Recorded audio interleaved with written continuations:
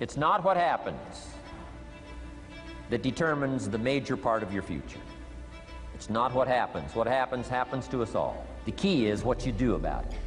It's not what happens, it's what you do about it. Whenever I was getting beat down, physically, mentally, spiritually, whatever I was going through, just saying, I would put, you can't hurt me. For a lot of guys out there, and I was certainly one of those guys, in my 20s, I thought I had all the answers, didn't know. By the way, in my 30s, I'm still trying to find myself, as a lot of guys are out there. Hopefully when you hit your 40s, you're hitting a nice stride. If I'm gonna do it, I need to do this job right. I need to stay focused on it. And I need to give the best effort I possibly can. To get to where you wanna go, the amount of pain involved, of how many times you're gonna have to do something that you don't want to do. There's gonna be more times you do something that you don't wanna do than you are gonna wanna do it. I believe that most human beings are only living at about 40% of their capability. The mind has a governor, like a car. Once that governor sets in, you get to 91, that car starts doing this. The car wants to go, but that factory said, we're not going past 91. We have a nice governor in our brain, and it's a survival mechanism. It protects us from pain and suffering. Our minds are designed to stop you from doing anything that might hurt you. And the way that this all happens is it all starts with something super subtle that none of us ever catch. We all have a habit of hesitating. You have this incredible idea, and instead of just saying it, you stop and you hesitate. Now, what none of us realize is that when you hesitate, just that moment, that micro moment, that small hesitation, it sends a stress signal to your brain. It wakes your brain up, and your brain all of a sudden goes, oh, wait a minute, why is he hesitating? So then your brain goes to work to protect you. It has a million different ways to protect you. One of them is called the spotlight effect, where your brain magnifies risk to pull you away from something that it perceives to be a problem. And so you can learn how to take control of that micro moment.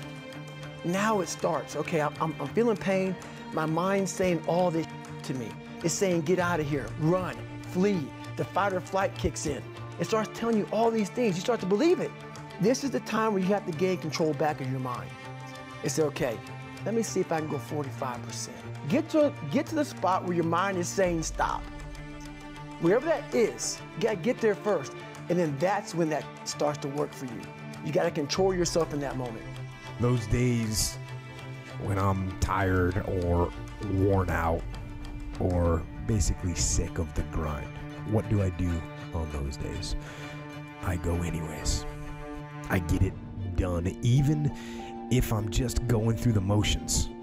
I go through the motions. I don't really want to work out. I work out. Don't really want to get up and get out of bed. I get up and get out of bed. These could be signals that you need some time off. And those signals might be right, but don't take today off. Not today. Wait until tomorrow. Don't give in to the immediate gratification that is whispering in your ear. Shut that down. Instead, go through the motions. Lift the weights, sprint the hill, work on the project, get out of bed. Chances are you will realize that the desire to rest was just weakness. It was just the desire to take the path of least resistance, the downhill path, the easy path. And by simply going through the motions, you overcame that path. And you stayed on the righteous path, the disciplined path. If you believe a certain worth about yourself, a certain identity, that impacts the type of action you're willing to take. So if there's a goal you've got set, it doesn't matter what it is, pick a goal. To the extent that you believe it's consistent with your identity is to the extent that you will make an effort towards it. And so this identity has everything to do with the effort you make, which produces the result, which will reinforce the identity or the lack thereof. So it's critical that you upgrade identity with your new visions and goals. Identity is the governor on every single area of your life. It literally sets the temperature for all of the conditions of your life. Shakespeare has this incredible quote that says, "We know what we are, but not what we may be." And the who you may be is going to be dictated by your ability to alter your identity, because you are going to always be consistent with what you believe you're worth and what you believe you deserve, or what is your identity. And so most people think their life is dictated by external circumstances. They spend their entire life trying to control what is outside of them. And the fact of the matter is, you cannot always control the external factors that are impacting you in your life. The good news is, it's the external things in your life that do not dictate the direction or the ultimate destination of your life. It's an internal game. You and your faith, your God, are what will control the direction of your life. And this identity is that internal thermostat. It sets the temperature, just like a thermostat sitting on the wall, of the conditions of your entire life. You have to start with yourself.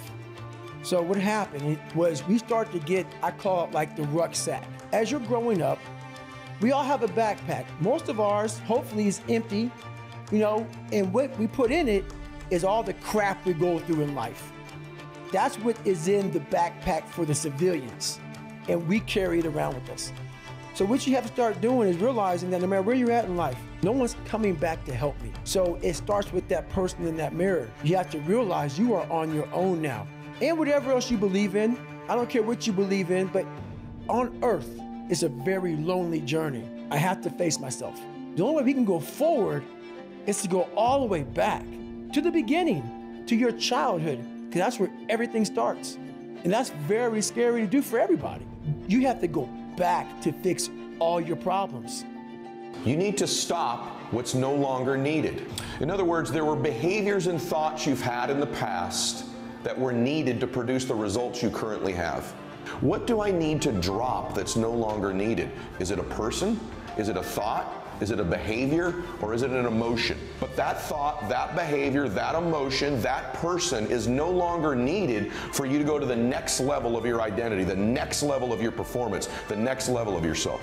When you're working at your dream, somebody said the harder the battle, the sweeter the victory. Oh, it's sweet to you. It's good to you. Why? See, when it's hard and there's a struggle, see, what you become in the process is more important than the dream. The kind of person you become, the character that you build, the courage that you develop, the faith that you're manifesting. You get up in the morning, you look yourself in the mirror, you're a different kind of person. You walk with a different kind of spirit. And people know that you know what life is, that you have embraced life. You knew it was hard, but you did it hard. Guess what? We get what we're looking for. We filter out everything else in our life.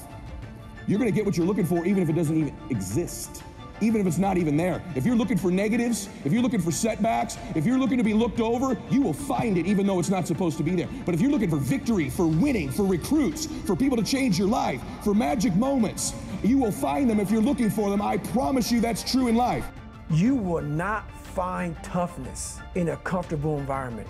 The only way you find it is to drown yourself in a position where you're just out of sorts, where you can't swim and you're drowning. You're drowning in life. But you say, you know what, man? I'm gonna figure out how to backstroke or something. When you quit, your mind says, we're done. There's no expansion when you quit.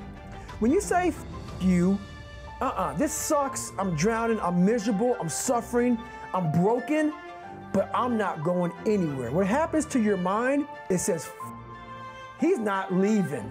So we gotta expand, we gotta grow. We got to figure this thing out. And then you start to engage parts of your mind that you never engaged before. And it comes in when you're in suffer mode and you say, I'm not going to quit. You're forcing your brain now to operate on a level it's not used to.